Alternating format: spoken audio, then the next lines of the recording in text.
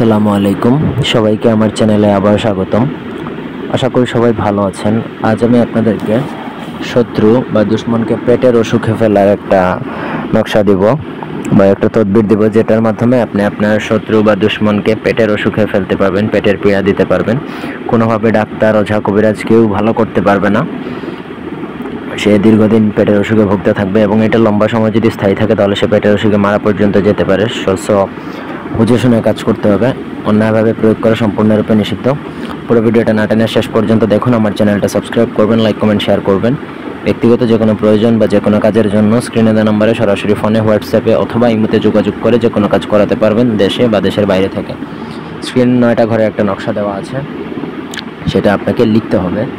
এটা আপনাকে লিখতে হবে যে কোনো শনি বা মঙ্গলবার দিনে পাক পবিত্র হয়ে লিখবেন। নকশা লিখতে হবে ভোজপাতার মধ্যে, অন্য কোনো কাগজ বা সাদা কাগজ, লাল কাগজ, কোনো কাগজে লিখলেই হবে না, ভোজপাতার মধ্যে লিখতে হবে।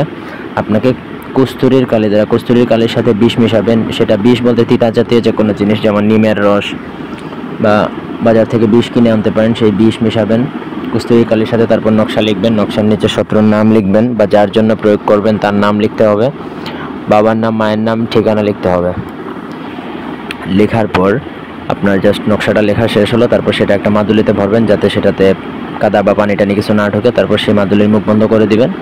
সেই মাদুলিটা আপনাকে যে কোনো শ্মশান বা পুরাতন কবরে দাফন করে দিতে হবে। নকশাটা মানে তাবিজের কাজটা করা যত পুরাতন হবে শত্রুর পেটের সমস্যাটা তত দ্রুত বাড়তে থাকবে, যত পুরাতন হবে তত বাড়তে থাকবে। এবং এটা দীর্ঘদিন যদি স্থায়ী হয় তাহলে এমনও হতে পারে শত্রু পেটের অসুখে মারা পর্যন্ত যেতে পারে। খুবই খতরনাক একটা বিদ্যা, এটা অন্যায়ভাবে প্রয়োগ করা নিষিদ্ধ। আমার অনুমতি লাগবে। ধন্যবাদ।